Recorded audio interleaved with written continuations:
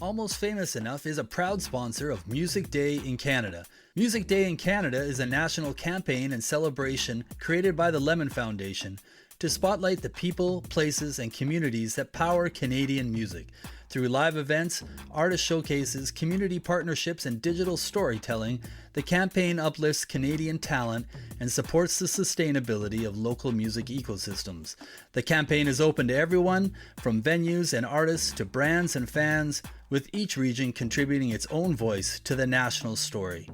Check out musicdayincanada.com or look for the link in our podcast notes of each episode. There are a lot of reasons for me to do this podcast, a lot of outcomes that get layered into the delivery method.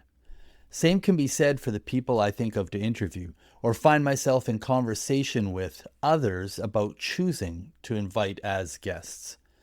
Lord knows we are only 20 episodes into the lifespan of already scrutinizing my choices so intensely. One of those criteria for me personally that gives me joy is being able to introduce others to someone I think is awesome. It's the same energy of making a new friend and being excited to bring them out to an event to meet your current group of friends. You want to rise up and vouch for them so badly. And with a podcast, you encounter stories and characters that feel compelling and wish everyone else could know and appreciate them the way that you do. I'd say like a good book, but I don't really read. What does it look like to chase the dream?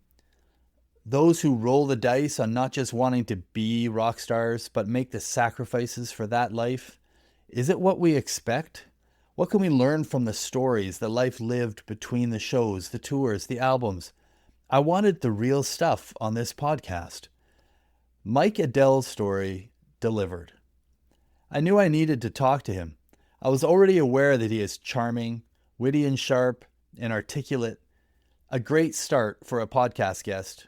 But Mike has had an interesting version of chasing the dream, the centerpiece of which can only be characterized as a health tragedy. He's a Canadian, married and living in America.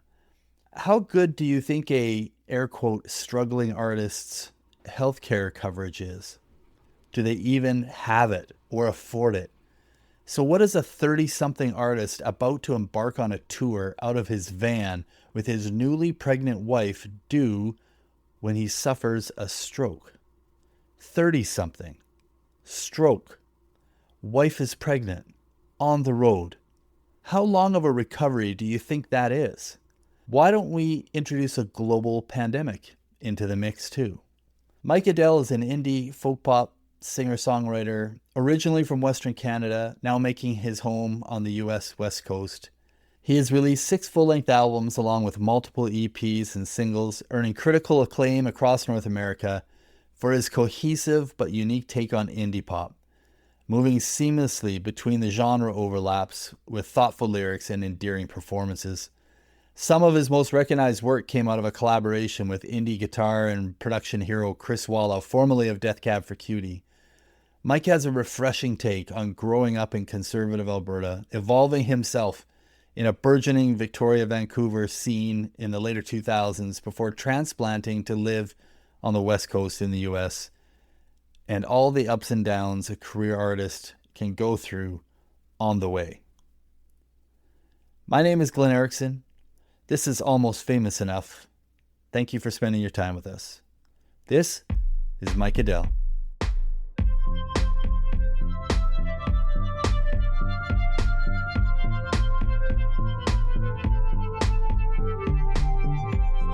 Mike, let's start off together by making sure I know how to say your last name. It's one of these things, like your name, all of a sudden I realize it's like Dan Mangan to me. Like you look at it 1,000 times and you think you say it in your head, but I've never called you by your last name. So I would naturally say Adele, and I'm like, is it?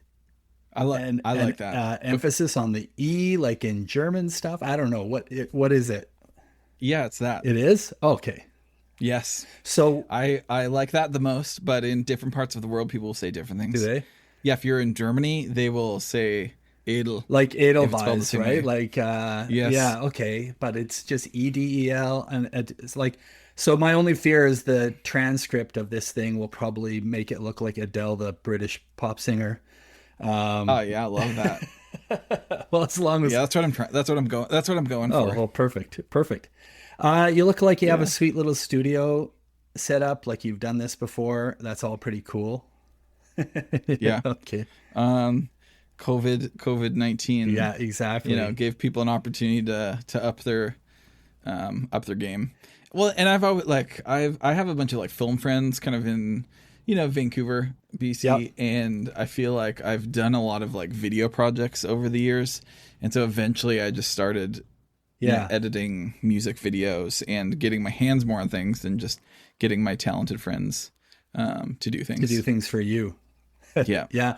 So Well, that's pretty cool. I mean, it's kind of always nice to take hobbyist learned skills and start applying them, right? Like that's kind of yeah. my I have a whole career right now that I have no degree or training for, built out of Yep. hobbies gone wild. So that's pretty awesome. And I know what you mean. Like when I decided to start podcasting, I already had half the equipment because of things I picked up in COVID for the same reasons. So, well, let's Mike, let's I wanted to chat to you about your career in music. That's what I chat to everybody about. It's different for everybody.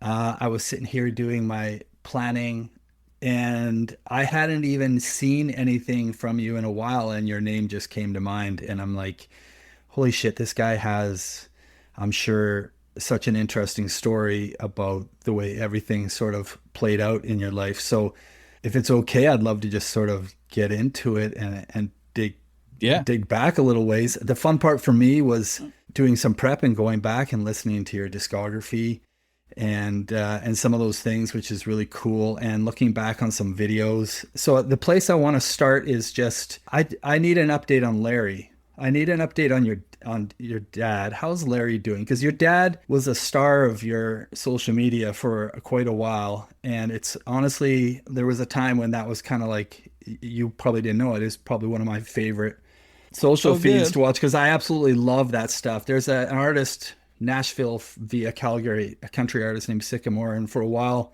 Yeah. half of her content was her mom Carol. Whenever she went back to visit on the ranch in Calgary, and it was again some of my favorite stuff. So Larry was a star in my world. So how's Larry? Oh yeah. Well, I have a picture of Larry this week.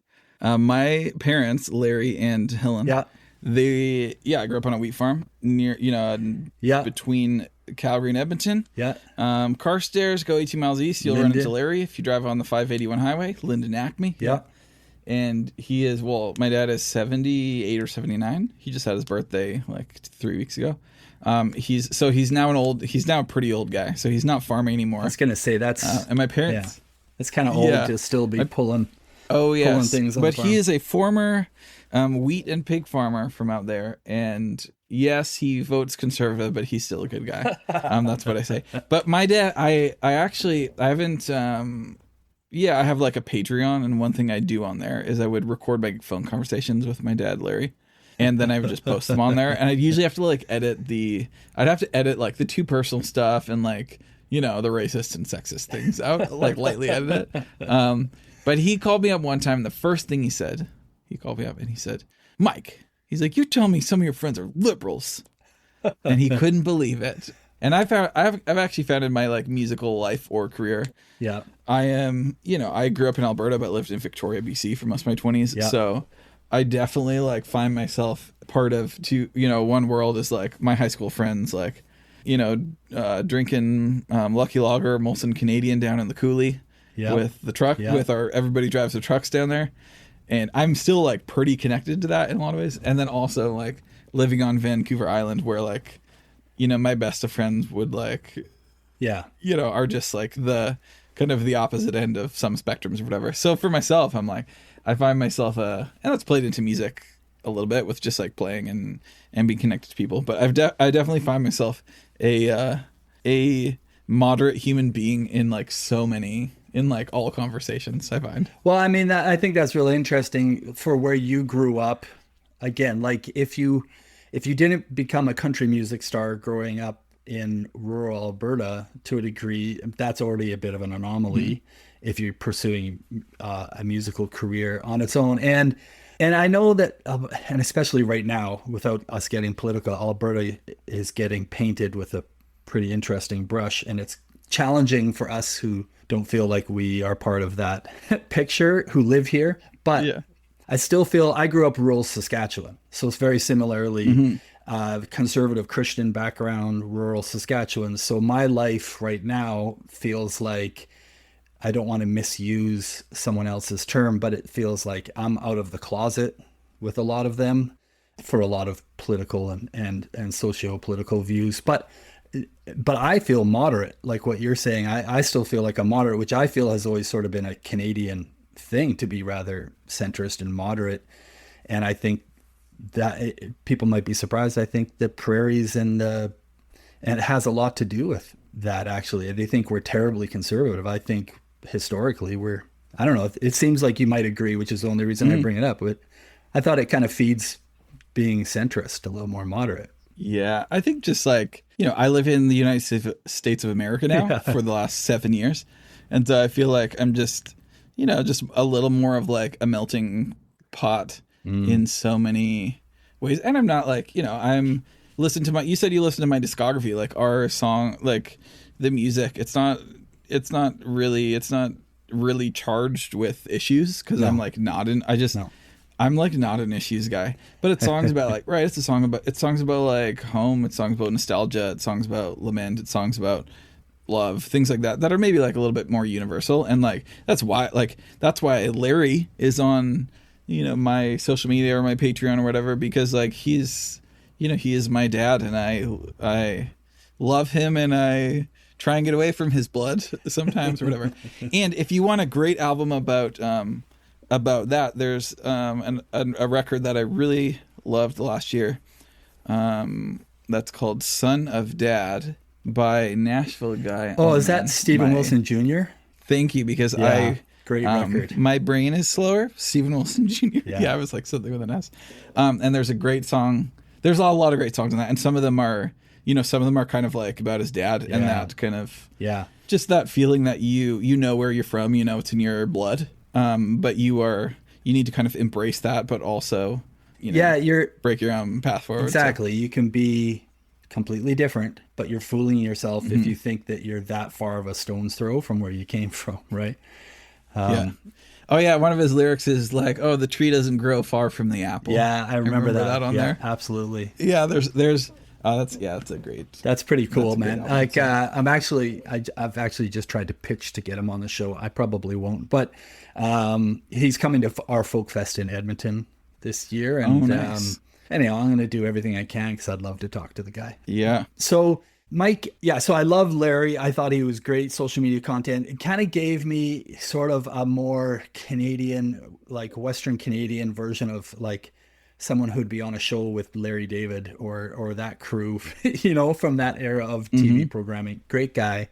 And I love that you just embrace what he is on this stuff. So let's go back, because there's a period of your career where I'm like very familiar with what's going on in your life. And then there's stuff where I'm less, and I'd love to sort of be able to paint a picture of how this unveiled for you. So, I mean, we've already touched on, a guy starting out of, a good portion of your life out of rural Alberta, but not a country artist, but you were toting an acoustic guitar at least, which everybody was. So how did you get to the songwriting bit, and what was inspiring you when you started for where you grew up? Your first release, I think, was like 2008 or something like that, when you started putting out music, which always comes a little while after you've been seriously trying to make music. So what was the inspiration? What was the starting for you, the North Star?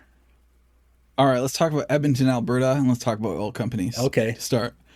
I graduated high school. I went to Germany for a year, right out of high school, like a gap year. And then I came back and I was working for an oil company out on the prairies. And I remember I got a call from Grant McEwen College, and they're like, "Oh, you're accepted to this music program."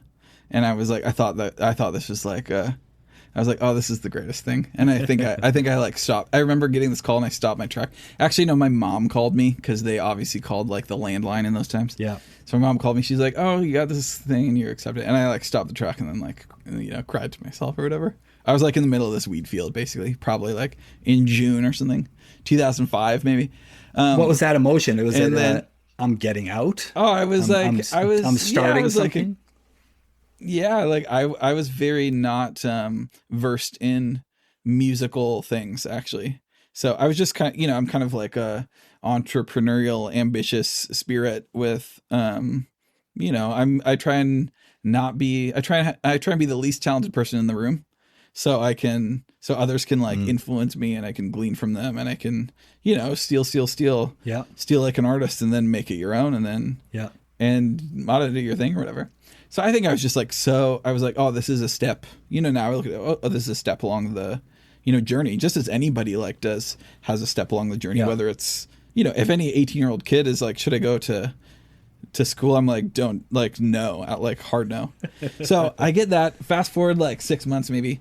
And I'm in Edmonton, Alberta, which is, do you live in Edmonton? I do. I was born in Edmonton, raised somewhere else. Yeah. Now this has been my home for a long time. Yeah. Yeah, which I was 90% sure of. So I'm in Edmonton, Alberta, and I like, I go to the, what's the bottom of the Starlight Room called now? Bricks? Well, it's the Revival House. It's a different thing now, but it had its own stage, like a second smaller venue, basically in the basement. Yeah. So I went down there as a 19-year-old kid from the prairies, and I'm like, some event, and I'm shaking hands. I shook hands with this one kind of tall guy. And I said, hey, my name's Mike Edel. I probably was like, I'm going to be a professional musician. I go to Grant MacEwan College and study music. Okay, I got to stop you. He's like, hey, bud. You said a tall guy?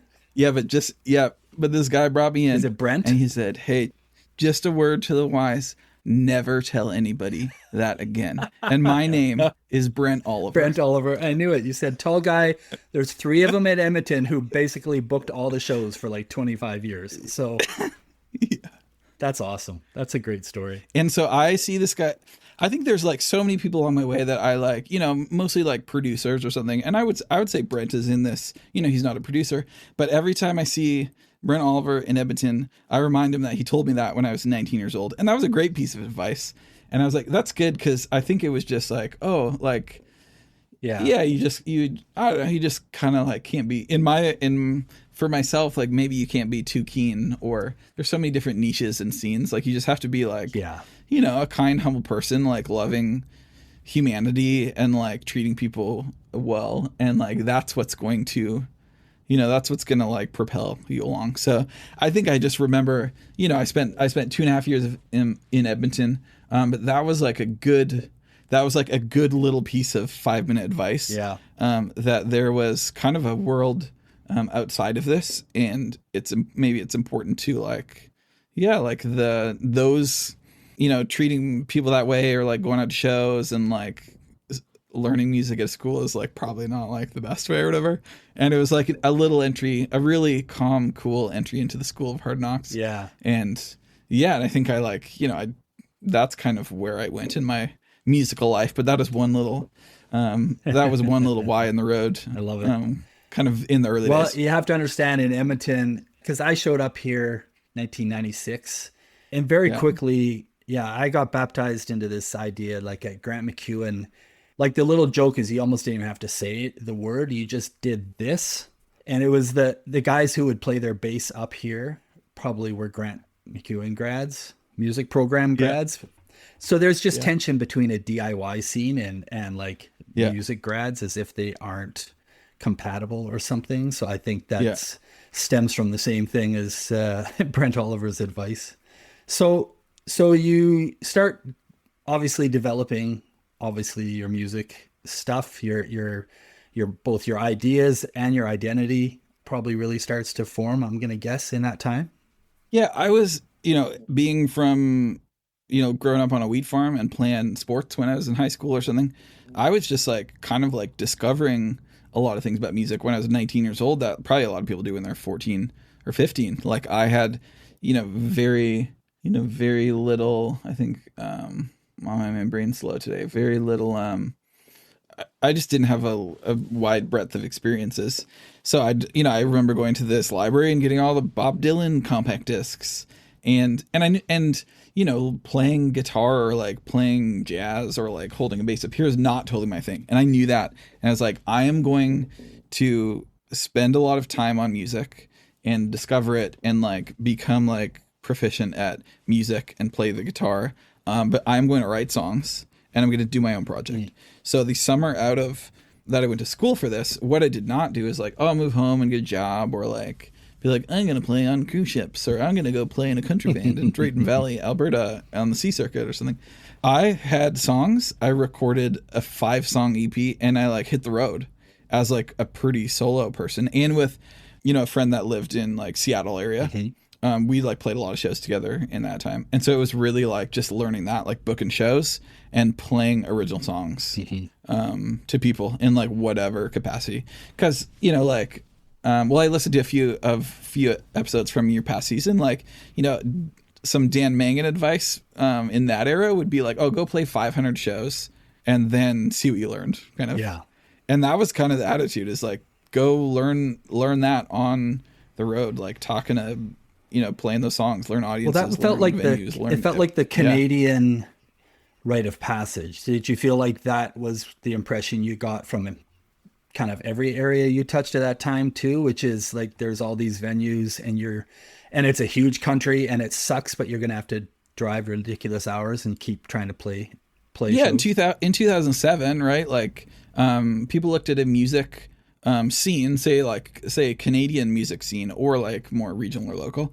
The scene was like important, or venues were important. Yeah. More so now it's 2025, and like a scene is way less important. Ask a 19-year-old, and they don't care about a scene; they just care about the internet and like Spotify and social media and digital ads or whatever. Then it was like you kind of need to like grind it out, and you need to meet the people in person. Like you're not gonna you don't send emails to someone to meet them; you meet them in person. You got to plug in and stuff literally like that. Plug in, right? Yeah.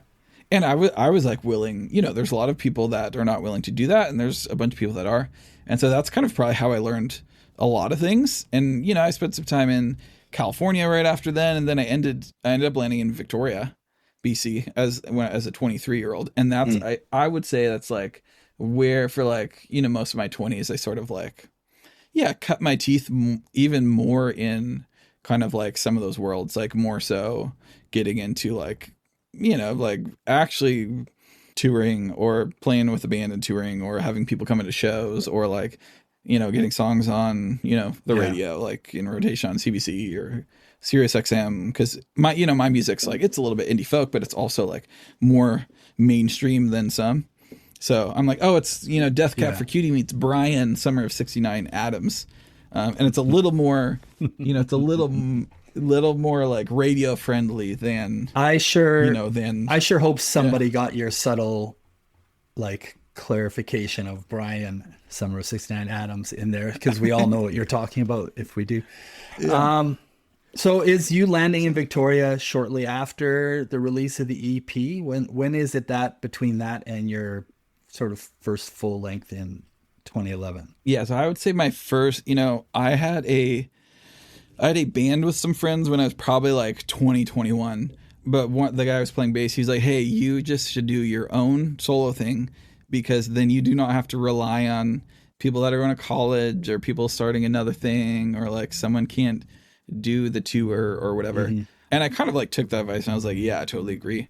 So I think like, I've been in a, kind of more a solo guy playing acoustic guitar a little bit out of necessity. Like half the time, I want to be in play in a indie rock band or something. But when I was 22, I put out this EP under my own name. I just haven't kind of looked, back. Or I'm someone that like consistency is like pretty key. And I'm like, oh, like starting a new project or something is like a lot of work, and you like take 3 steps back to hopefully take more than 3 steps forward. And I've never done that because it didn't seem like the right thing to do. Yeah. So I moved to Victoria in 2009. I was 23, had an EP under my belt, and then kind of just went, like, I was so social there the first couple of years. Were you plugging into Vancouver? And then, were you plugging into Vancouver at all across from Victoria? I know that to Yeah. people not from there think, oh, it sounds so easy, but like the ferry can be a pain in the ass and stuff back then. Yeah. Like people Oh yeah. can be a little landlocked in Victoria. I know there's like Yep. Logan's Pub was probably thriving back then, as the main sort of bar that brought bands in from out of town. But there was also those cool venues kind of up the road in a few of those smaller towns, I think, that had a lot of shows. Were you able to sort of plug into it, that whole island scene, or was Vancouver still quickly a part of what you were trying to build into? For me, yeah, it was like Vancouver, like especially like going. I actually like went to the States more than probably most people. My like in my what's the like in my scene or whatever. Yeah. Just because those I like had those kind of connections from like friends and like being down there a lot, or like playing some college things, or like, and that was kind of like the goal when I was 23, 24 years old. Like I'd be in Victoria and then I'd like go to California for the summer. And then, yeah, that's kind of like, that's why I live in the United States now, but I'm still kind of like a Canadian musician. If you read Wikipedia or whatever, it would, and that's because I spent most of my 20s in Canada and didn't, I moved to Seattle when I was like 31 years old or something. But yeah, I like, it was playing Lucky Bar for me in Victoria, and then you'd play like, the Media Club or Biltmore if you were to go over to Vancouver, if you like, if you could have some people come out, or you were friends with other bands, and like, you'd play a show in Vancouver. And for me, it was it's because the touring, definitely like touring Alberta and BC, it was like, Alberta was good, and so it was always like, tour Edmonton, Calgary, maybe Red Deer, and like then play in Kelowna, Vancouver, and the island or something. That was the Western Canada thing. And then it started to be like all of Canada, and then I don't know, you're trying things. You had connections down the West Coast early. You say you had friends. Were you able to sort of build that? Because that's one of the things I sort of visibly recognized and learned about you very early, was that you seemed to have a lot of Seattle, Portland, kind of Bellingham roots. Like you just seemed like you just identified it, but I already knew that, right? That you were there a lot. It seemed like you were there a lot. Was that friendship connections or just your own personal desire to sort of get into those scenes? Because I love those scenes. I would totally want to.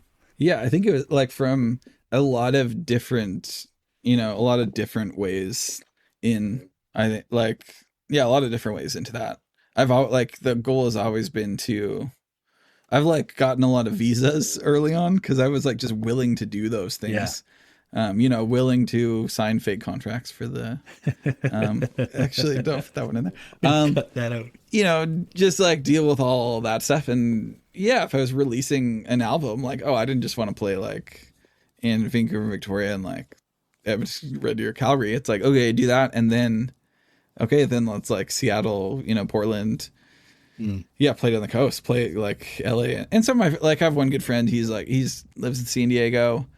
And at that time he was just moving down to San Diego. So there's like that. And then there was, the Bay Area. There's just lots of like, there's just like lots of friends that come from like time spent down there, or like, saying yes to things, or like, from your young 20s, you're just like hanging out all the time.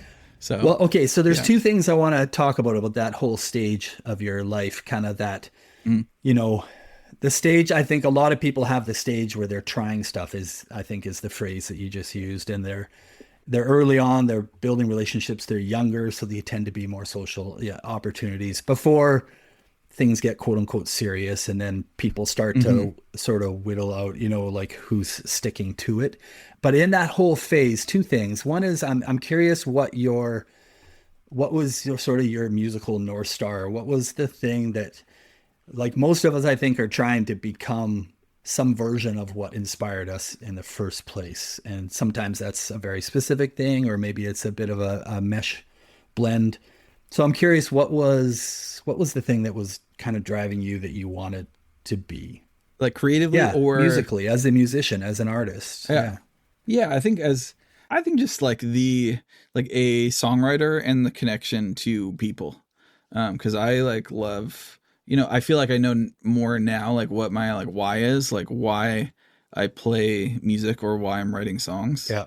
It's to like, take experience from my life and be able to like share that in a song or story and provide like hope, provide truth and like provide comfort to someone that can transcend to their life in, 3 or 4 minutes or something. Because there's things in my life that have been I think generally like, oh, I'm a white guy that grew up on an Alberta farm. I'm like, oh, generally my life has been like pretty good. But there are hard things in my life, or there are hard things in your life, or I see life actually as like a bit of a struggle for a lot of people. So I think there's like a big hard thing in a lot of people's lives, and I think just music like can influence or speak to those things. Yeah. That most other things cannot. And I think that's like that's my primary, like, if this is not about like, oh, records I love or artists I, love or something, I think that's kind of like the why, is being able to like connect with people and influence people and give people something. And I think as human beings, we're creative people, and I'm happy when I'm being a creative person, both with music and with like a project or something. Yeah. I mean, we'll talk a little bit about the whole, like, continuing, like I said, getting past the point where a lot of people drop off and you decide to try to make a career. I'm going to guess that creative drive has a lot to do with it. I find that that's people who tap into it and understand that.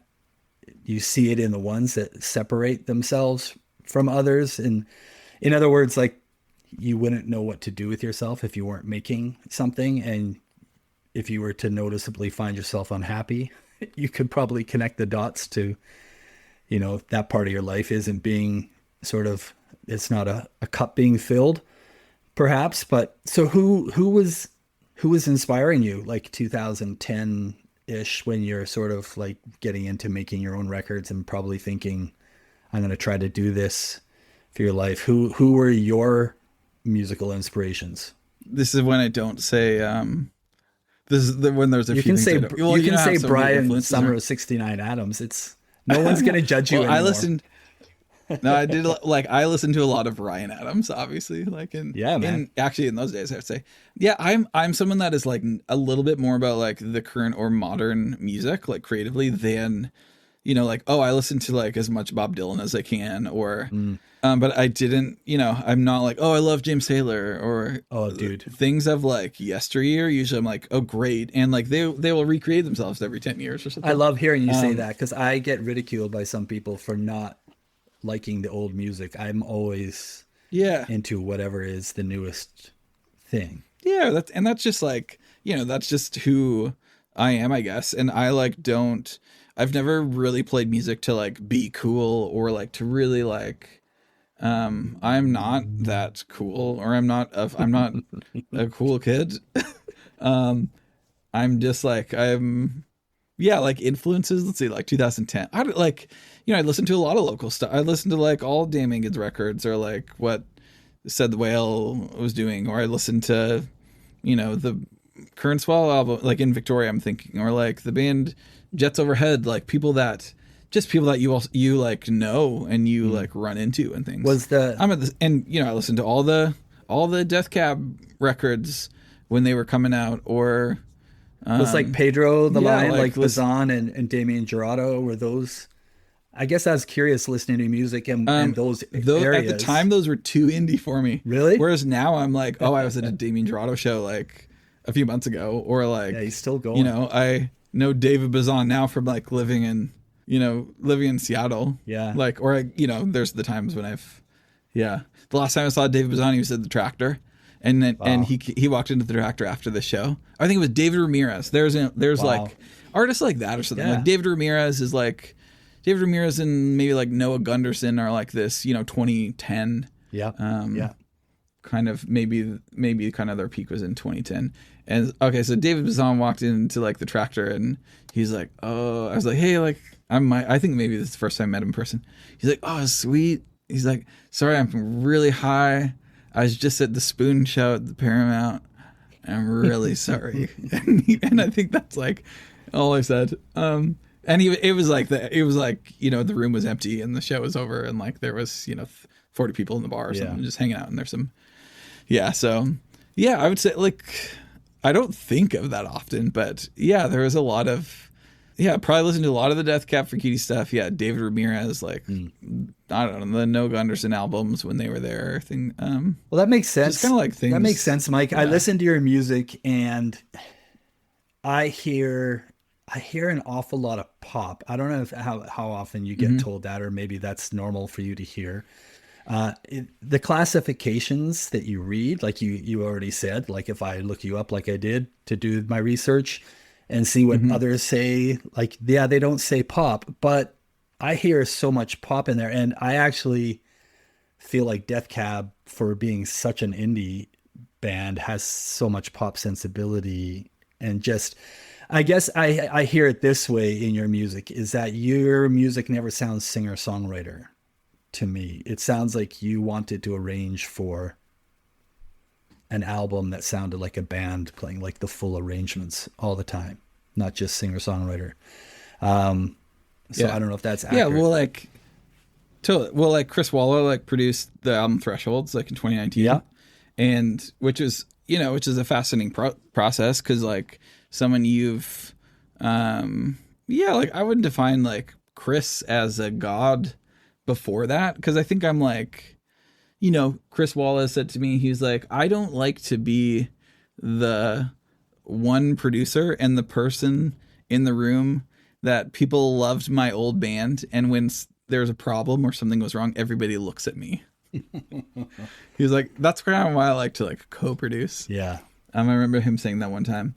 And I think when we made this record, I was, it was like, it was a little bit wild in a lot of ways. Because I think he is motivated by making really special art, and he's not motivated by, the business or getting people in his studio and out of his studio and making a day rate or something. So that's pretty awesome to have someone that is motivated just to like make great art.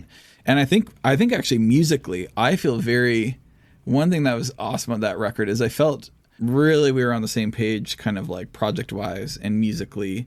And I just feel like we were a good kind of like pair to lead the ship.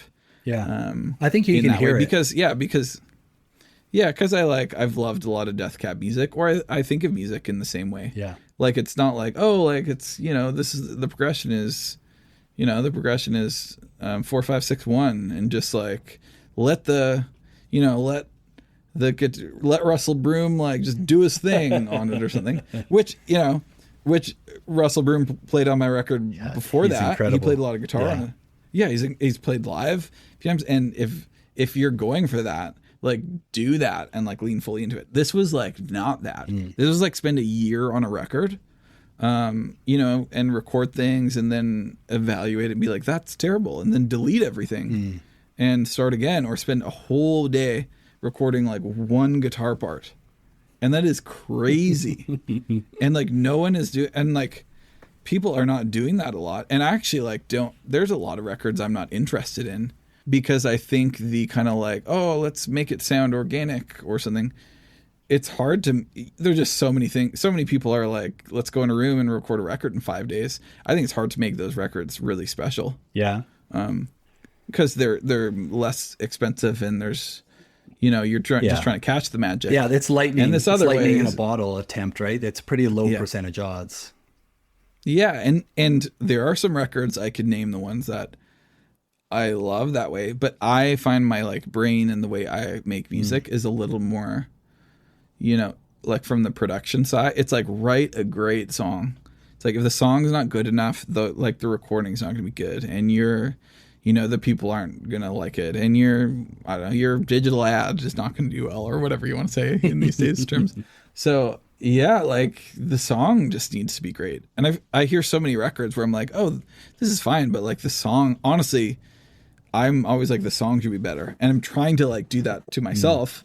Like these days, it's like write more songs, co-write more songs, write bad songs so the good ones can come out. So don't go into a record and have like 15 songs. Go into a record and have 50 songs. Yeah.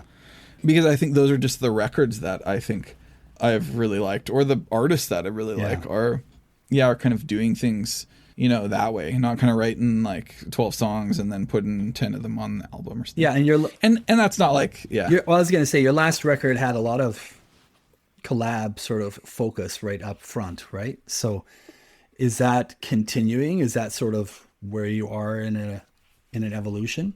I love when it comes to say like records or like phases or the 2025 term eras, maybe we could say that of music. Yep. Yep. I really like process. So, you know, what I just said, I would be like, oh, I could contradict that with the record before that or after that or something. Yeah. Right. You know, in 2022, or at least Castrol's and Flowers, that was like my stroke rehab album. And so the guiding light, or the North Star in that was, okay, this record is Castrol's and Flowers, and I am going to do it as much myself as I can. Because literally I'm still rehabbing and I cannot play a show like holding a guitar pick. I can't play the guitar, but I can, you know, Apple Space, and I can do a lot of takes on something. Yeah. And I'm just going to do this as much as I can. Yeah. To make a record, but also just to like rehab my broken body. And I think, and part of it, that was like, oh, all the songs were co-written with this friend that lived, Alex Nijikowski at the time, Alex Lockhart, now, someone who I met through Chris Walla in Seattle. And I was like, Alex, you want to just like co-write a whole record with me? And she's like, yes, of course. And she's like a little bit more of an indie kid or something, but she's like, she writes pop melodies and like, she likes pop music, but she can't arrange for that. So I would just like arrange it kind of for that. That's awesome. But that would be, you know, that process was guided by that. And I think all the decisions kind of filter down. A little bit. Like I mixed the whole record because I was like, I need to try and do as much as I can, and then relied on a few people when I, you know, needed help or needed to move faster. Okay. So let's just put a pin, because I definitely want to talk to you about obviously what you went through with your stroke, kind of more toward the front half of COVID, and what happened all through that. So, but before I get there, I want to just chat about the other thing that I noticed, which is relative to what you're talking about right now, is that the other thing I've observed about you is building your career. You're a very social guy. Like the amount of relationships and collabs and interactions and partnerships that I've seen are quite astounding. So first thing is you're a rural farm guy from Alberta. You know, a lot of those kids are often the quiet types. You weren't the quiet type growing up on the farm, I presume. You were were you a social kid? Very social kid? Yeah. Okay. Yeah. Okay. That's awesome. I get it from Larry. You get it from Larry. That's awesome. Okay. So, I mean, this is to me a big part about how somebody starts to develop a career. For some people, it comes pretty naturally, the networking part, which you don't realize until you're well into it, just how much it's a part of the fabric. When you get past all of the grassroots early stuff, more into, I'm going to use the term like tiers, higher levels of a career, where you start having a team and people that are on the quote unquote payroll. When you start getting into the business, you start to realize it's still so much just relationship oriented.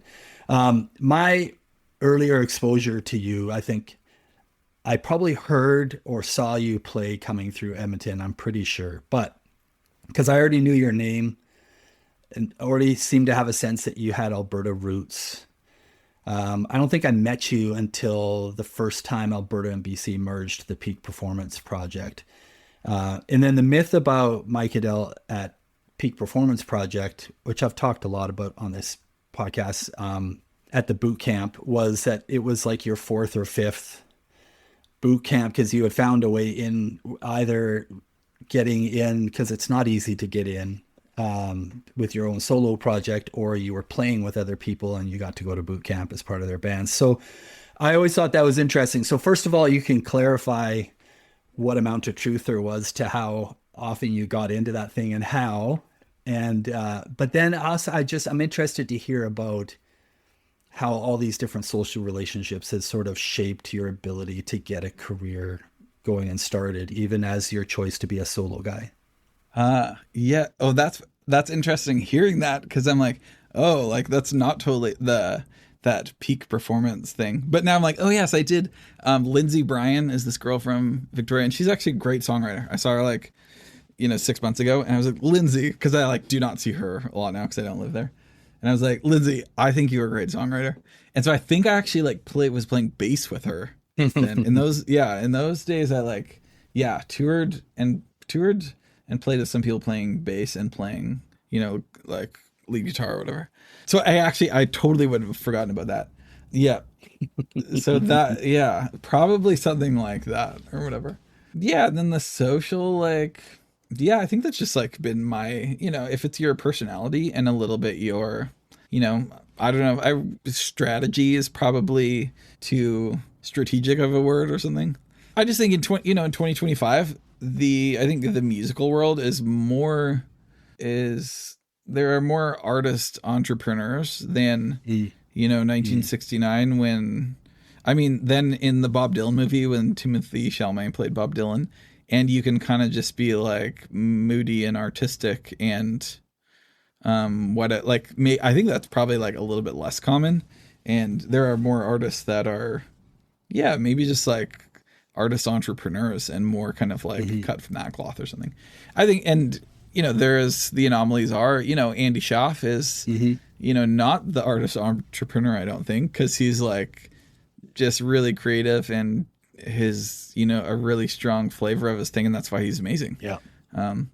So I think just like being an outgoing and like extroverted social person, like I genuinely, being an extroverted and social person, I genuinely like am interested in anybody in the room as like a human. Like I would love to like ask you questions about things or times or your life, and that's mostly like I am interested and curious in like how in so many aspects of someone else's life, whether it's like your career or your how you make money, or that's usually music people, or like what is your why, or what is your North Star, as you might say, or even like where you grew up or what your family is, or like all those things.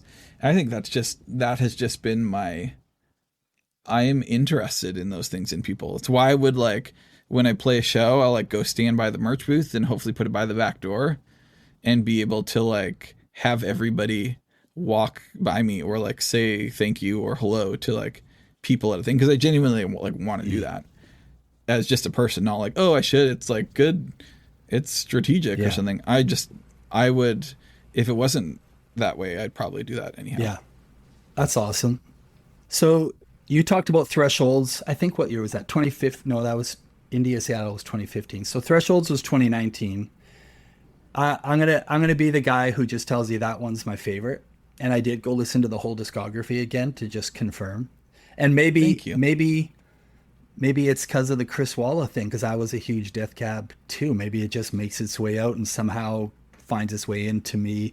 I think your song 31 is surprising to me, a song that I play a lot, still play a lot. It's on playlists. I don't get tired of it. It's a very great song, Mike. And the backhanded compliment, here comes your backhanded compliment. Every musician loves these, but what I love about your records, Mike, are, and having gone back and listened, and for me, like I said, Thresholds is kind of an anchor in the middle, but even Casseroles and Flowers like feels the same. They all feel the same to me. And you get a lot of records and a lot of artists who, especially when they go do their press tour, right? They're like, oh yeah, I wanted to do this song and I wanted to try a power ballad, and then I wanted to create a lot of diversity on the record for people. And really they're just trying all this stuff out. And I don't hear your records try a whole bunch of different shit out. I hear your records sounding like Mike Edel every single time. And the backhanded compliment is that may sound like they aren't wildly exotic or exciting, except here's the fact is that I keep playing them over and over and over again, and I don't get tired of them when I play them. And that consistency is kind of remarkable to me. I don't hear that in a lot of artists who just sort of stick with what they know, and do it really, really well. So you hit thresholds in 2019, which I think is great. And then you have a really big song off of your 2021, your En Masse record, and then we're going into the pandemic. So right before the big thing that happened there, where were you in your career? Were you a full-time artist? Were you still having to try to pick up gigs, not necessarily the Starbucks gig or the whatever, but you said you've done some work on different skill sets or video stuff. Like, how by that point you got some records that are doing well? You're always on the road, it seemed, through this whole span. You'd been doing this a while now. Where was the career? I'm curious. Yeah, I would like 19 would say Thresholds was released, which I think is like a little bit of a marker, because I actually like moved.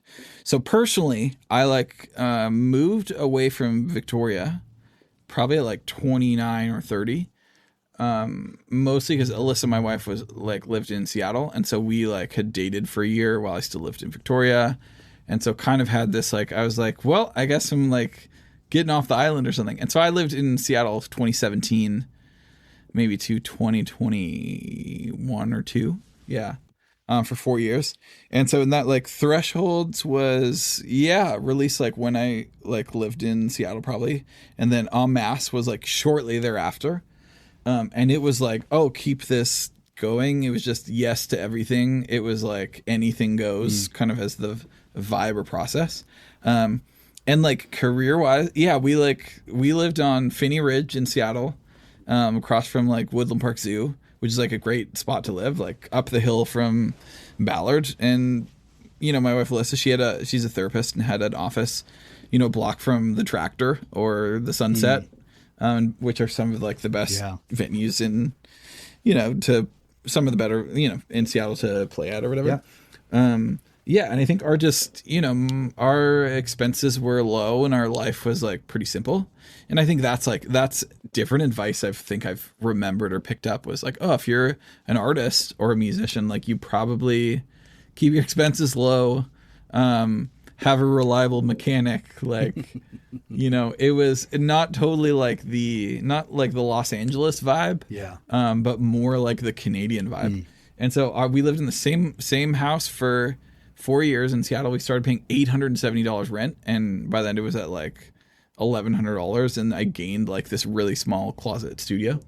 And so I was just kind of like, I don't know, just like playing live and like putting these records out and like, trying to still get Canadian grants and then like trying to make money on the radio, which like, and I put one record out on Cordova Bay Records, which is out of Victoria, and then actually like, sort of got out or weaseled my way out of that deal because I was like, oh man, I should just like do this myself, which was, and then ultimately like probably a good thing because just like had a few of those songs like land in a few places, and I was like, oh, like I get 100% of this now, and I don't have to like split this with anybody. And when you're splitting, like, when you're splitting money, it becomes less money like really fast or whatever. So I think around those like, I think around those times that was kind of, like I'd say like business wise, it was probably like, oh, things are going the best that way then. And then, and then the pandemic hit, and when I was, and everybody has their pandemic story, but I was probably like, how old was I? Like 33? Was that like 5 years ago or something? Yeah, like 33 or something. And I think at the time I was like, definitely like, oh, I am, hustling and charging. But then kind of, the long tail of the pandemic was happening, and it's sort of like just a lot of things like changed. And I think when you're 33 and then you're 34, 35, then you're like 36 or something. And then we had, I have 2 kids now, and then we had like our first kid, and then we had like another kid shortly after. And then I like also had a stroke. In that time in 2021.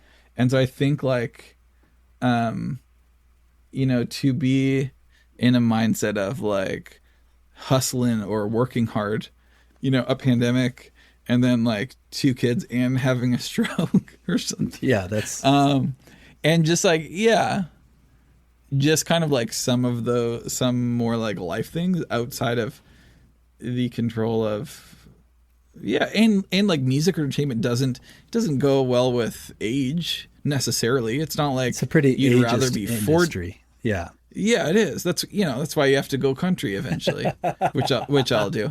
That's Yeah. You've been sitting on it like a song this whole time. You've got your yeah. Linden, Alberta country record. Wait. Oh yeah, so yeah. good. There's a line of song I wrote a while. It's like, I think I'm going country because indie rock is done. Maybe I'll move to Nashville. I don't know. It'll keep me young or something. Yeah. So I think, just like some of those, just kind of that change. Some of those things change the trajectory, which I think a lot of maybe like people from the outside sometimes don't always see. Yeah. Well, I mean, but yeah. Kids.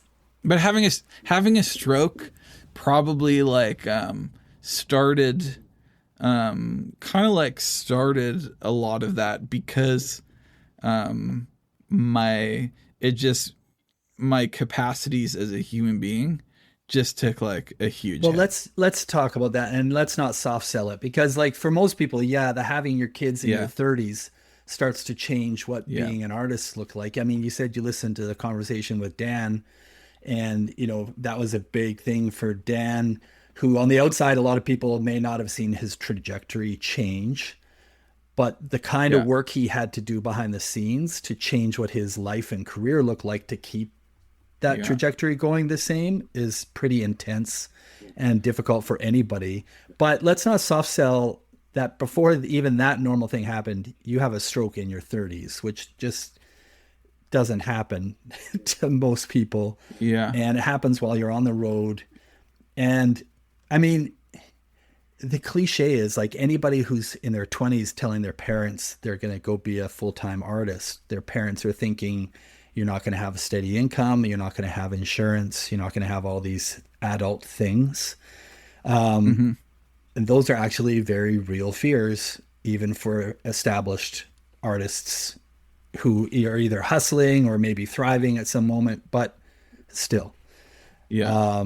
So you have a stroke in the States, which has just got to be this, from my outside perspective, has just got to be the scariest, like, is my whole life over thing.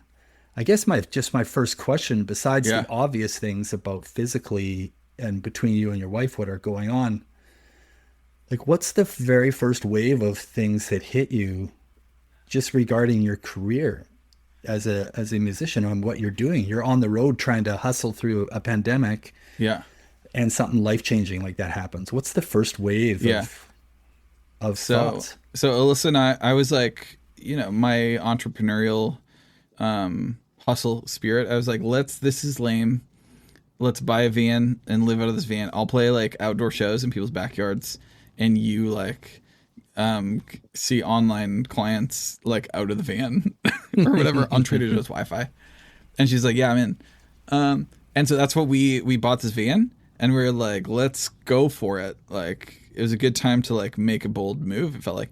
And so maybe I'd played like 4 shows, like pretty like, and we kind of had like, I was usually I'll like book a tour one way, but this was like, okay, like had a few key things, and then we're like really just like filling it in as kind of we went a little more, like not booking all 4 months out, like maybe like booking some things, announcing like these 10 shows, and then trying to like fill in everything and being willing to like play. And so for 3 weeks we were in this van, and then we're in Palm Springs, California. I like had this stroke out, like it's pretty out of the blue. I think when most people have a stroke, as a pretty healthy 35-year-old guy.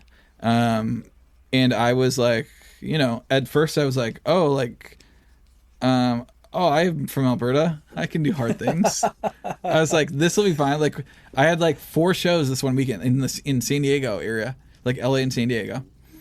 And then I was like, it'll be okay. Like, I'll just like, I'm going to just like practice a bit. And like, it was sort of like in real time, it was like, I'll just practice. And then I just like would sleep, and I like couldn't eat. And I was like just a mess, and I couldn't like walk. but I was reluctant because I'm like not my first intuition is like cancel the shows. It's like, just let me like see if I can do this or whatever. And I remember thinking that. I was like, maybe I'll be able to do it. And then slowly I just like, I had a stroke in my like cerebellum. It's like the center for like balance and coordination. And I just like could not like play a song or like play guitar at all. Like let alone like, I was, probably like close to dying or like couldn't eat and like slept all the time. And just there was myriad like problems. Yeah. And so, but pretty quickly we're like, okay, like, in a matter of 2 or 3 days, we're like, okay, this is all not paused or delayed. This is just like canceled. And so we like moved into Alyssa's parents' basement in Bellingham, where we live now, like with, no notice. We just flew home, and I don't know, a friend picked up the van from Seattle, flew down there and drove it back or something with all our stuff in it. And Alyssa was 6 months pregnant at the time. Yeah. And so it kind of went from like, we were kind of like hustling this, we had this cool little vibe, to like being a little bit more of a hot mess. So, and I think with, career wise, it was just like, everything's just on hold, or everything's just canceled. And it was like, thank God I'm not dead. Yeah. And then for myself, I was like, I'm not going to focus on music, just mostly on like rehabbing my body. Like it was like, I would maybe never play, like, I was like, will I play show again? Or like, because I could not play the guitar. Like I couldn't do a lot of things with my like right hand, but especially like I'm a way worse guitar player now. Especially like playing like lead stuff, which I play as a trio at that time, mainly like playing all the lead stuff. Yeah. And kind of like doing this, a lot of things going on. And then I could not like I couldn't strum a strumming pattern. I couldn't down, up, down, up. So yeah, so I think I was just focused on like being, being alive and like being able to like hopefully be like a husband and be a human, or like then I turned into a dad shortly after. Yeah. Right. I just remember the first time I was like, I'm going to try running in this, like, there's this big open field, and it was like this like Forrest Gump moment or something. And I was like, I'm gonna do it to Alyssa, and she's like, okay, just be careful. And then I just like tried to like, I just like kind of ran, and I was like, oh my gosh, this is like so fun. Because I maybe hadn't, my body just, I couldn't do that for like a couple, maybe it was like a couple months or something, or even if it was like 6 or 7 or 8 weeks or something. Yeah. So, and as far as, and then that just changed like the kind of the outlook on music in a lot of ways. Yeah. Yeah, I bet. So how quickly did it change from, maybe things are on pause, or maybe, because you're in the middle of the music career, how quickly for you did it change to just like, I have to fix this. I have to work on me. Was that, like you said, within like a couple of days, or was there a little longer period of, you were in denial with your pioneer spirit or something? I think that was like pretty quick, as like a safe 2 to 4 days or something, because you, in your body, like, I think you can feel, when like, there's 4 doctors in lab coats come in, and they're like, you can't do this or whatever. And then you feel it in your body too. Yeah. You're like, oh shoot, for lack of a better word, they are experts, and I feel what they are saying or something. And so, okay, like, I need to probably like, not deny any truth or whatever, but be like, what am I, what am I going to do? But what am I going to do? I like made a big chart and had these baseball man stickers, and I just started to rehab things. I was like, I can't, so I cancel everything and then just literally do these 8 things every day. It becomes your job. So I just right? I like made it a full-time job, like after like 2 weeks of that, which was, and some of it then eventually was like I just sat there and I felt like I was in Grant McEwen College in Edmonton again when I was 22, and I just play like pick a note and like play scales like really slow, just to kind of, and then when I got bored of that, I like started just writing things, because I was like, oh, I'm bored of like practicing things. So then I just started to like write things as a form of rehab a little bit. Yeah, like on Castle with Flowers, the last song is called Baseball Stamps. It's just about this like rehabbing on this chart because it was something I just like some random little thing I like wrote in this time because I was just wanted to just spend time doing that. So what's that time? Yeah, what's that time gap? Like how long until you're back? Like you're working on yourself. You're trying to get your body like things that used to be muscle memory. Obviously, you're retraining again. How long was that time frame before you felt like you? I don't know if you even feel you're fully back or what parts of you are fully back. Maybe that's a better question. Like this is 4 years removed. Like what parts have kind of never fully come back and what things maybe you're surprised did come all back? I would say like now I'm like, oh, I'm 92% old Mike. And at the time, so I had the stroke in April 2021. Then fast forward, I booked a few shows March 2022. So that's like 11 months after. And I called it the Can I Still Do This tour. And I was just kind of like, it was mostly I wanted to like see if I could do that or if it felt okay. Yeah. And you know, and this is like part of my like live show now. I'm like, oh, I just wanted to play like one show again because it's not the most important thing to me if I like, oh, do this as a career or like money or provide for my family. Like I want to just prove to myself and prove to others that I can still do this. And part of my like why, what I said before, is I want to do that because like I believe, Glenn, that like you can do your thing or like you can do this, or anyone when they have that big hard thing in their life to like overcome. Like I'm like, if I can do this, like maybe it'll help you or inspire you or show you that you can do your thing also. And so, yeah, I think I booked these few shows. A couple of them were in Edmonton because my family lives in Calgary, Red Deer, Edmonton. So it was like Edmonton, Red Deer, Calgary. But I think there was like 5 in Alberta. And then I like played in, I actually didn't play Victoria that time. I played in Bellingham and Seattle. And as a duo with my Dutch friend Schuard. And, you know, I couldn't hold a pick. So it was just kind of like, it was more like mellow folky songs. And I just kind of like play a lot of downstrokes with my thumb or whatever. But the songs were the songs. And I had written a few of them from Castles and Flowers, like the song Castles and Flowers. There's one called Domino, which is like literally about having a stroke or whatever. And that was one of the wild experiences of my life because it was, I just remember, I don't even know what the venue was. In Edmonton, I played this one show and like I had a panic attack. And I've never had one of those in my life. It was just like so scary actually. And just from like, like I just like didn't want to like fall over. Or like, like I just didn't want to like, something. Was like it embarrass yourself? Was that the thing? Like or embarrass others around you or make other people? I just didn't want it to be like awkward or something. And he was like, why am I doing this? Like, but you did though. I actually remember like, I like, it was a little rough. I'd like get these, most things were kind of rough.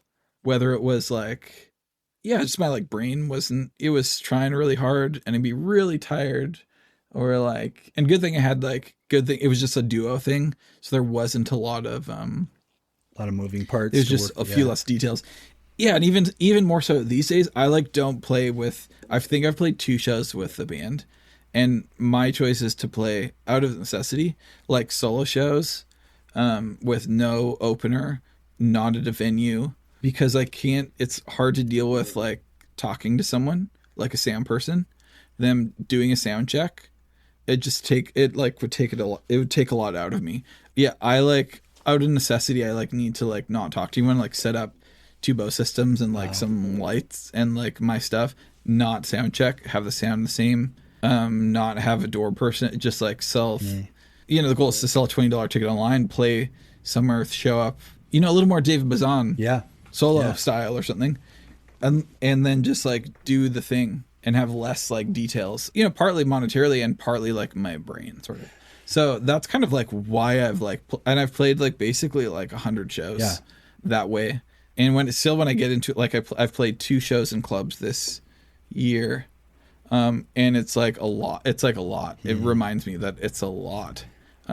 So those comeback shows, Can I Still Do This shows, where I'm wondering, because you've been doing this since 2008. Before that, before you even you've been pursuing this, you've been playing a lot of shows, you've had a lot of cool gigs in like places, like you talked about the Tractor, like you've played a lot of iconic rooms.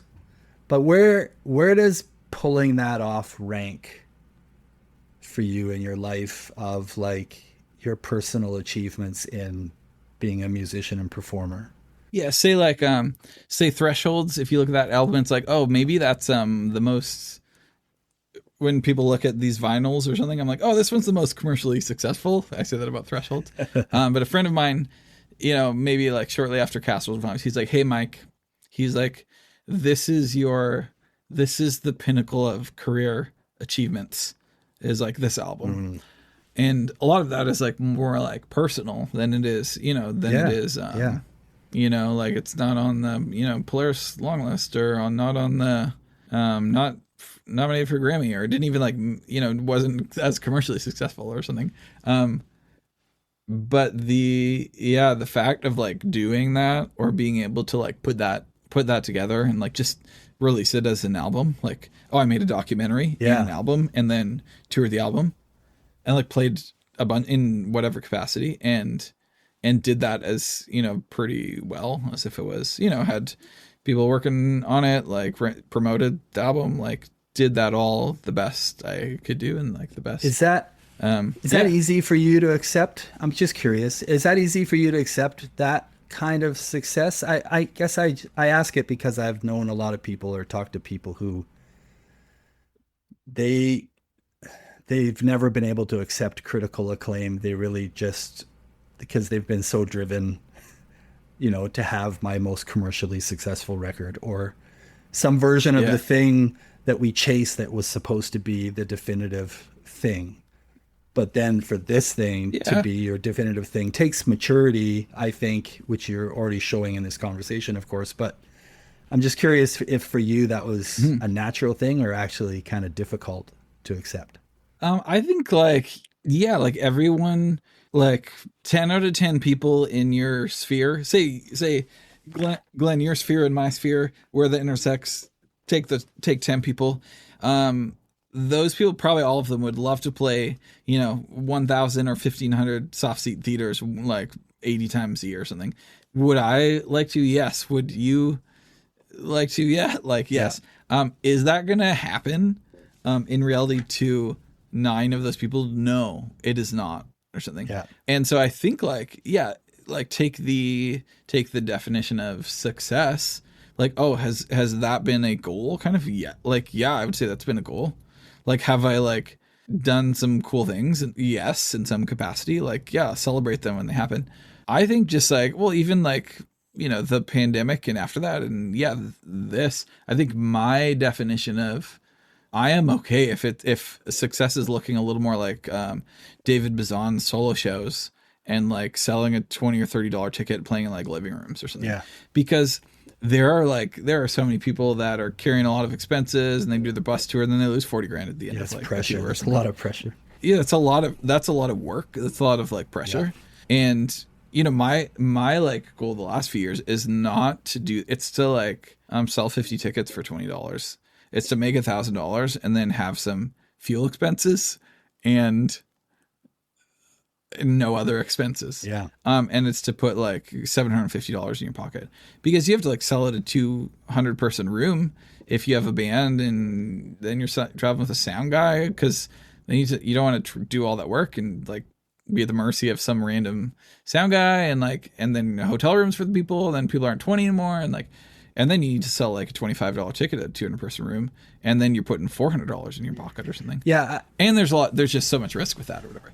I mean, I can't emphasize this enough for people who listen and want to understand the current state of music for people, about how important that $750 in your pocket is.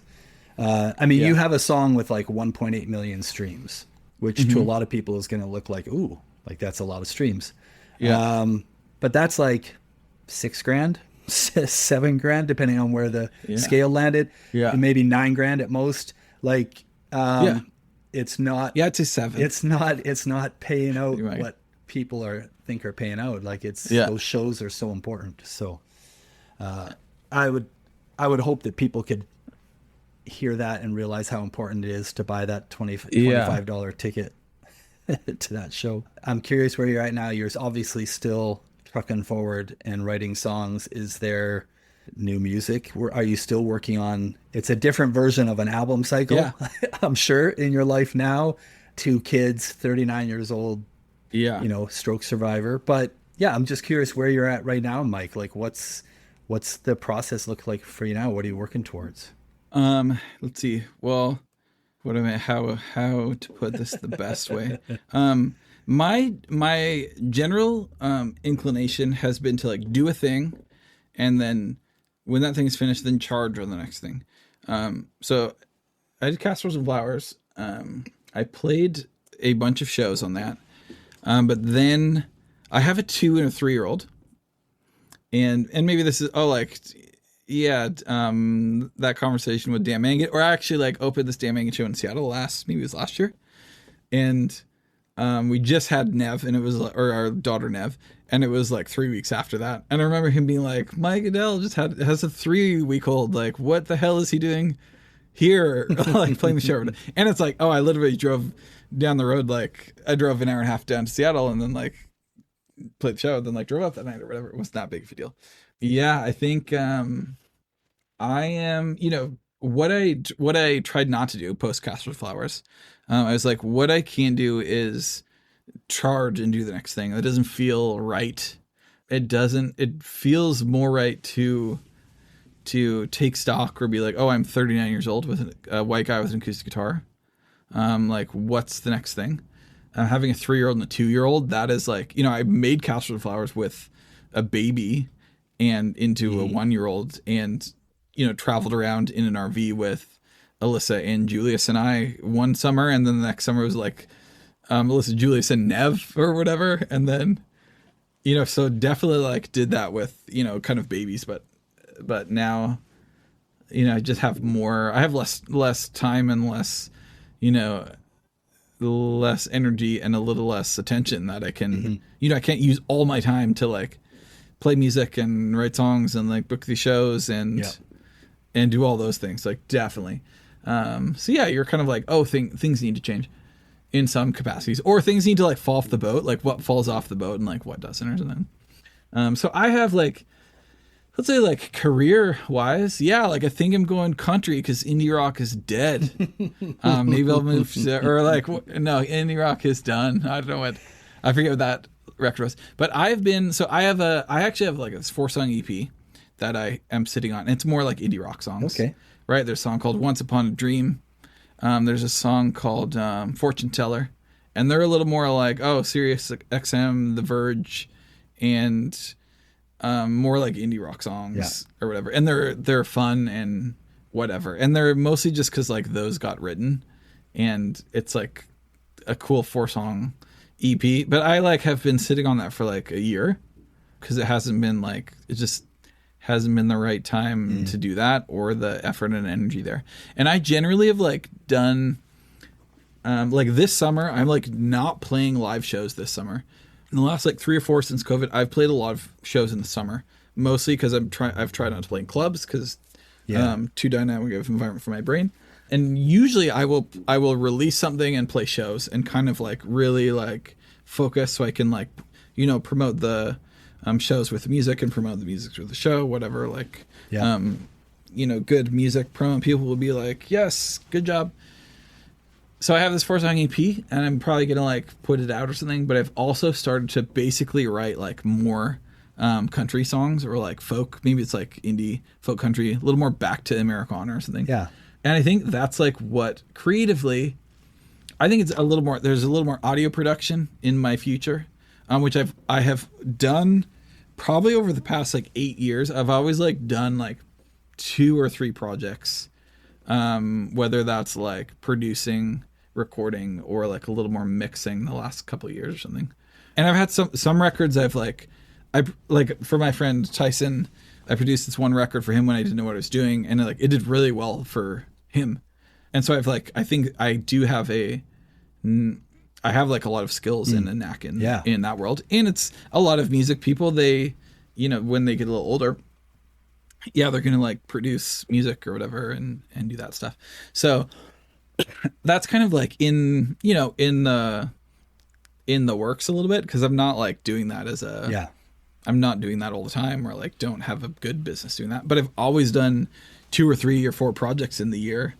And that's been a portion of like what I've done. Awesome. So I would probably go more towards that. And then it's really just like, probably like, there's this like 4-song EP, but then I'm just like, I've been like writing songs and putting them in like a big pile. Because I think in this era, a good song feels really important, because there's so much content out there. And I really I don't think I'm the total content person that's interesting to make great content. I think it has to be like great songs, and it has to like speak to people and speak to like, an audience that has listened to my record or something before. So I think it's just writing a lot of songs, and I have a pile of them. It's just, it doesn't feel like I should press record on them or something, or even how to do that, or who to do it with, or like, I think about that a lot. I'm like, is Walla producing this one? Or like, am I recording this with like Marcus Paquin? Or like, I don't think am I mixing this one again? Or like those questions like that. And I think the time doesn't seem like the most important question.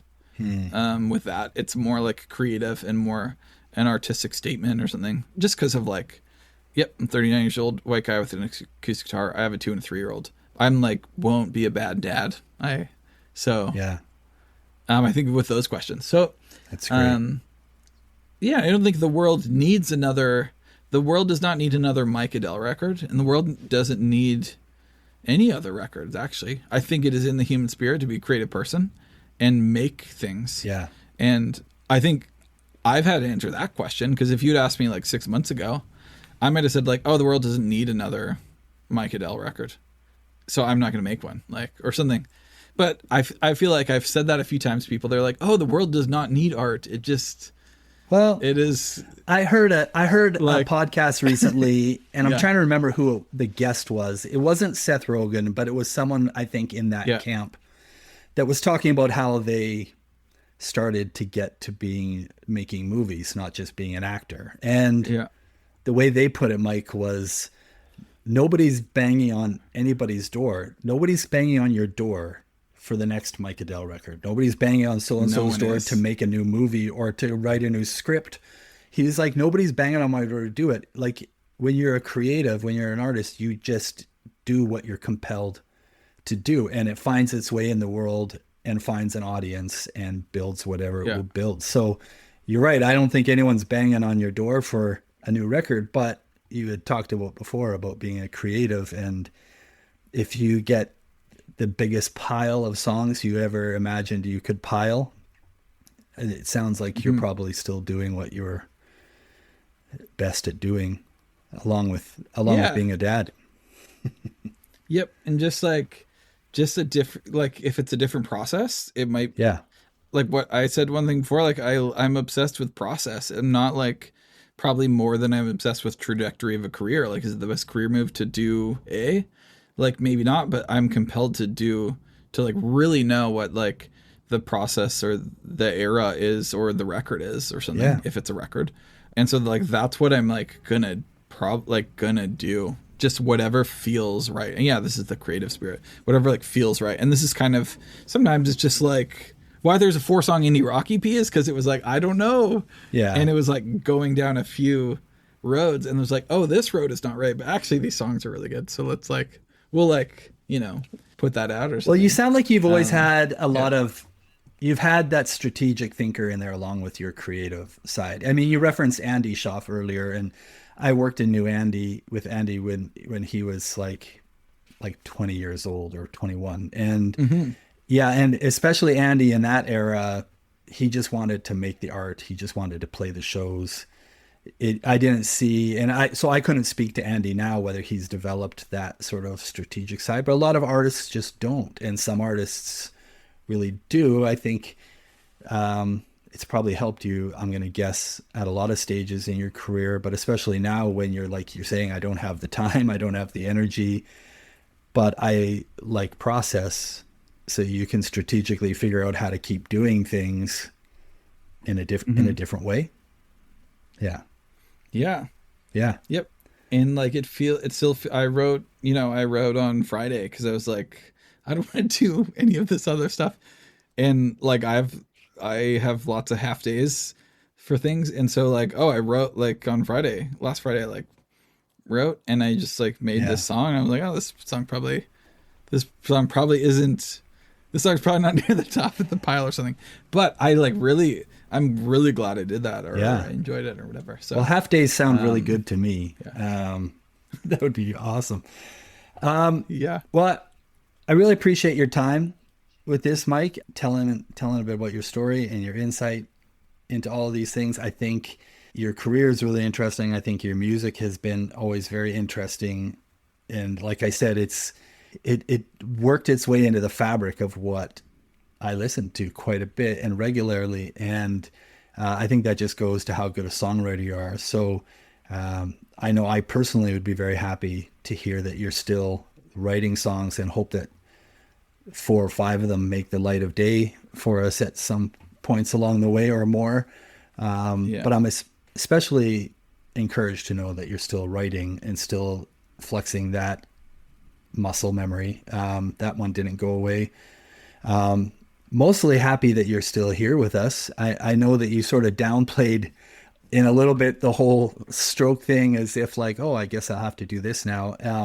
But I mean, most people attribute that to much more serious things. So I think that's a pretty incredible story. Your wife, Alyssa, sounds like incredible.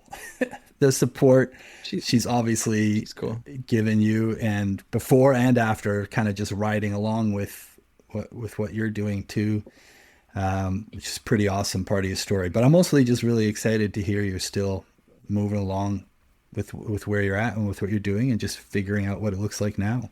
It's pretty cool. Oh yeah, there will be I think there will be a record, and there will be it'll be a good listen. Okay. Well, come back to Edmonton and play at least again sometime, because I'm disappointed that I missed that last one, so I would really like to be around for it. Yep. But okay, well, Glenn, thank you so much for chatting with me. Yeah. And I appreciate it as well. I appreciate your curiosity and questions. I think there is not quite enough of that in the world, and I appreciate it. Oh, well, that's sweet of you to say. Thanks, Mike. Best of luck in everything, and I can't wait to hear more from you. Okay. Sounds good, Glenn. Take care. Hey, I'm Alexi. Stick around for Post Fame with me and my dad. Okay, guess what I just... Thank you. Guess what I just noticed right in the moment? So I'm just launching right into it. So today we are talking about episode 21 with Mike Edel. And so I had just I was just swiping through some screens on my computer, just clearing some stuff out so I don't have everything open when we come to record. And I had the Spotify page open where I had his discography, and he kind of has some commonality in a couple of his albums, and sort of the tones and the style of his art has been consistent for a few albums in kind of his earlier part of his catalog. And there's like little trees and leaves and stuff. And for whatever reason, your screen came on, and you're wearing this gray hoodie, but with like trees, and it's kind of green and gold. And then behind you though is like that artwork, and it's kind of got those, the little shapes on the posters that are sort of like kind of randomly placed, that made me feel like his album cover. I don't know. I just had this serendipitous Look at it. visual that just kind of made me feel that way. So fun way to start. So here we are. Hi, Lexi. It's episode 21 with guest Mike Edel. What do you know how to find it? Oh, no, I was just looking up what you were chatting about. Okay, that's fine. You're so right, by the way. Am I accurate? That's okay, good. Yeah, you're very accurate. Oh, I love validation. I appreciate that very much. Yeah, okay, so great conversation. Oh, I have like things I want to talk about today that are like not about Mike. I feel kind of bad saying that. I mean, we always talk about other music things, Yeah. It's just so on my mind the last 2 days. I'll be looking forward to talking about it. But we can talk briefly about this episode too, which for me was really fun. Going back to, so like the behind the veil might be for people to realize that you don't always publish podcasts in the order that you record them. So I had recorded Mike probably very early in the grouping of season 2 guests. So Yeah. if which is great, but also then it made me feel like I was sitting on that for a really long time before getting to the point now where we're releasing it. Do you know what I mean? Like that conversation actually happened quite a while ago. I don't love that part of it. I like it when it's a little more fresh, but it was a really good conversation. It was like longer than I remember it being. Like we really, and he doesn't talk slow. Like he like really delivers. So there was a lot in there, I think, which is really interesting. But the obvious fascination of his story to me was, having a stroke. Like, I mean, not to like, sort of glamorize or tokenize his experience in some way, other than to say, it really hits home to me, this idea of we've all just kind of come to accept, I guess is the right word, this notion of the starving artist, that like that percentage of the ones we see who have not just quote unquote, air quote, made it, you know what I mean?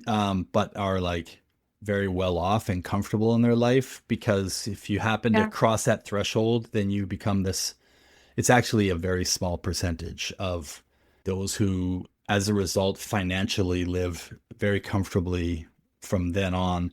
And the rest are always working very hard to some degree. And we don't necessarily even know the difference based on what we see or how much press somebody gets or how many streams they have on Spotify to really know sort of where they live in their world that way.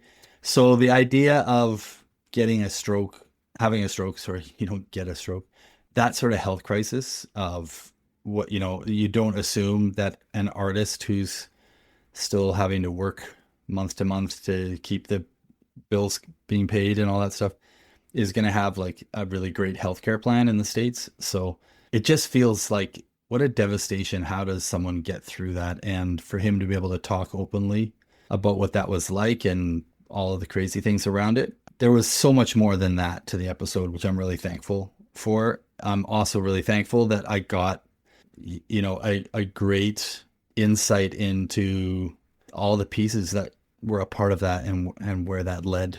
I don't know what your thoughts were about that part of it. Well, yeah, there was that, and it was interesting too, and I think we said it before about something else, but like he didn't speak of it like with a bitter taste in his mouth so much. Yeah. Which is like, I think just like really good, like kind of introspection is like to who he is as a person. But I always find that really interesting because when that kind of thing happens to people, it's either like, they reflect on it with a really bitter taste in their mouth, or they're just like pretty optimistic. Yeah. But he felt very like kind of reflective on it. Like it didn't feel like he was like, oh, like he didn't feel like pity me. He didn't feel like, oh, I'm so angry this thing happened and I'm never getting over it.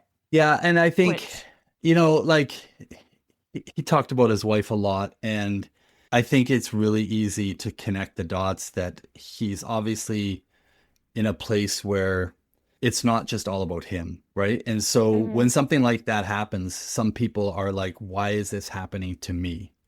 Right? That's how a lot of people respond to any version of a tragedy. And for him, it just seems so clear that it was like, now what do I do?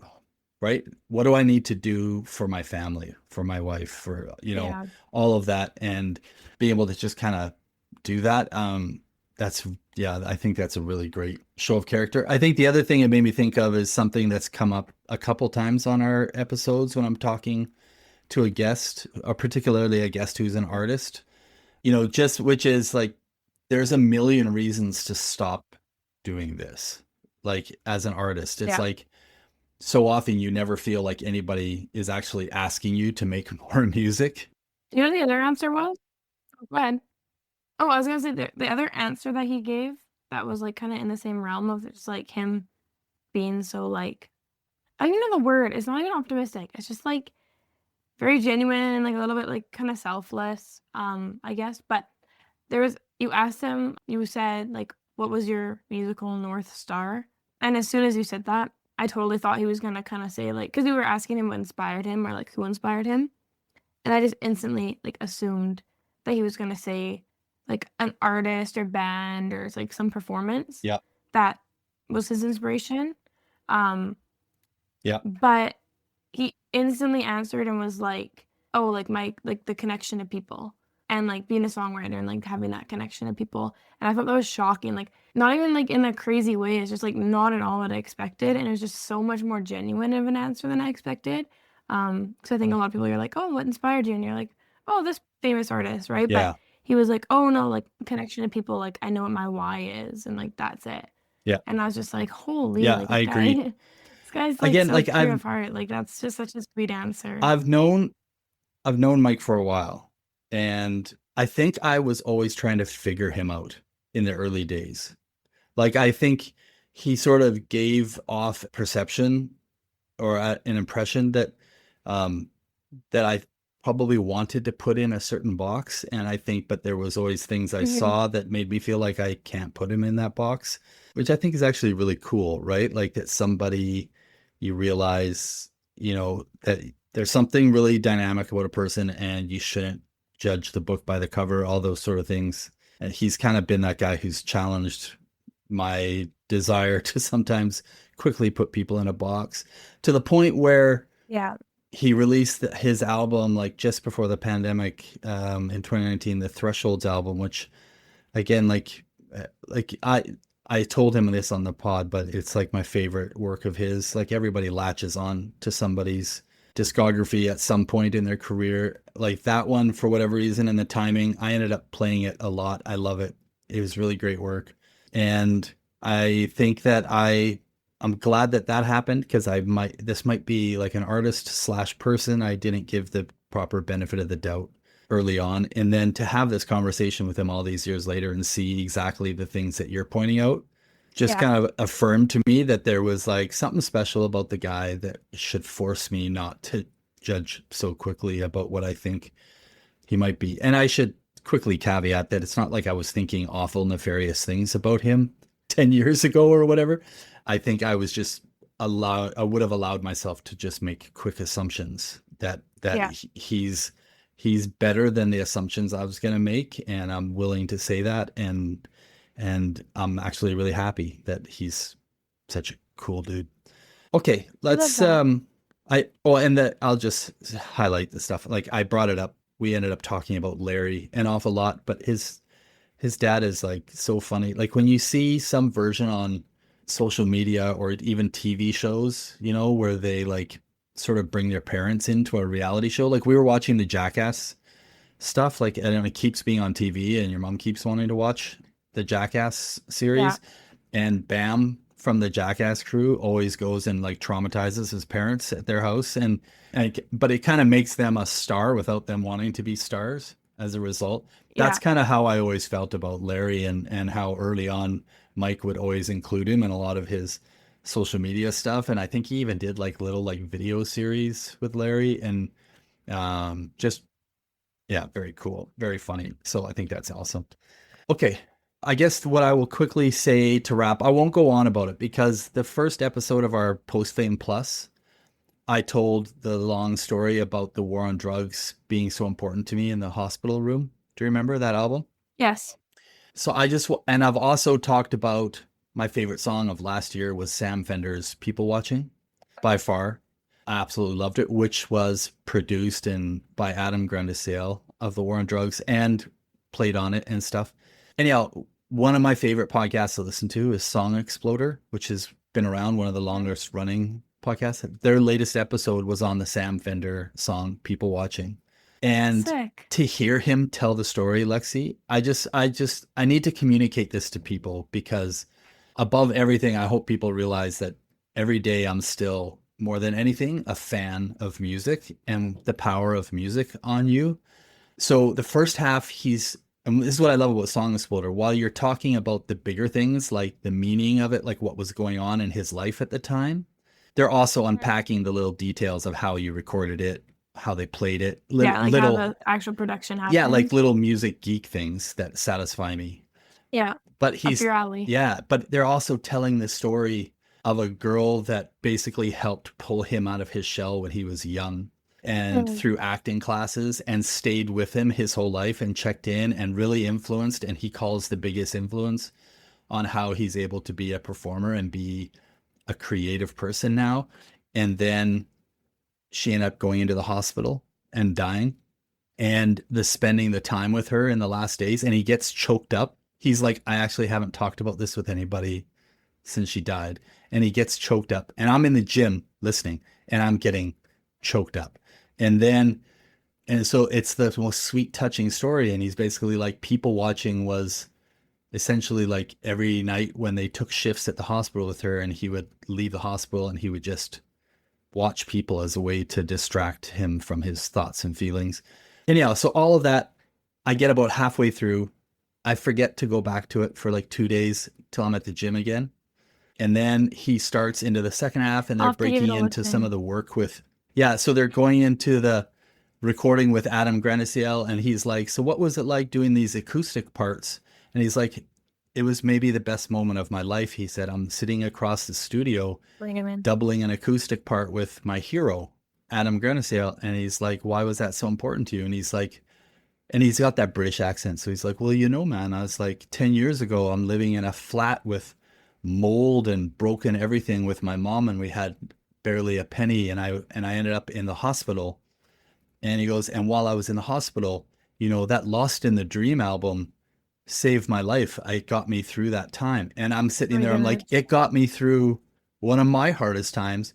Then I had to like almost stop myself from crying in the gym for a second time.